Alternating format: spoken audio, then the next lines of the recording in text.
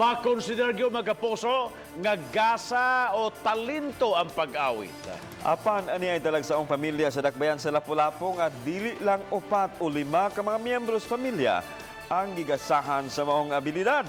Busa mga kapuso, ato silang ila-ilahon. Pinaagi ni Iling Report.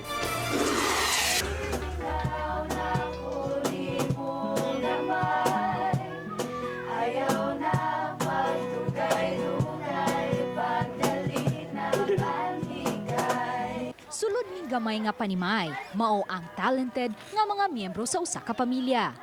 Meet the Amuin family nga nagpuyo sa barangay Kalawisan, dakbayan sa Lapu-lapu. Kinsa ba ang di mahingangha nga gikan sa amahan, inahan, hangtod na sa mga anak ug mga pag-umangkon, aduna gayoy talento sa pagkanta.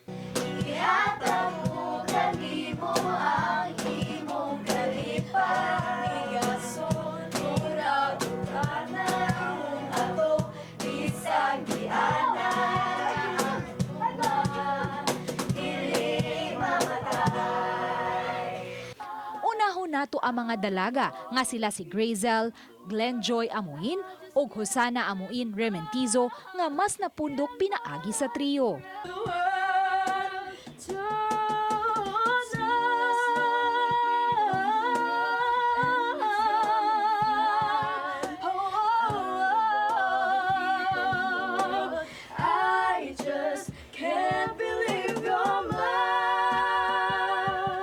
Gani, ni trending pa sila sa social media o karon aduna nay kaugalingong banda.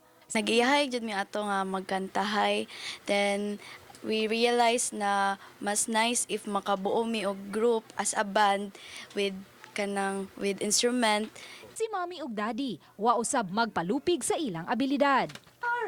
Your eyes, they tell me how much you care.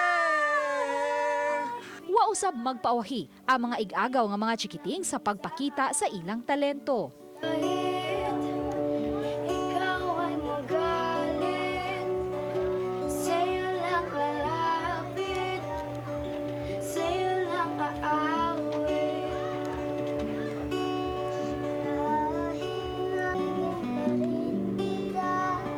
Dahil ayaw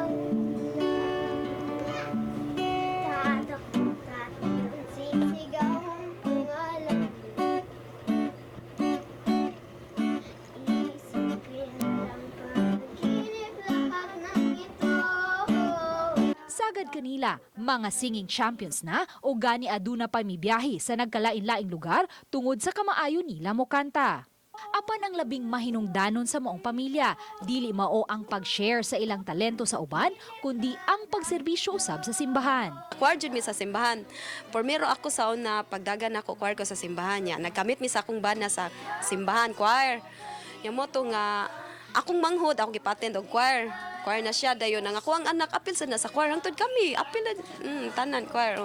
Tungod sa ilang talento, mas niligon pa ang ilang panag-uban kay matud nila nga a family that sings together stays forever.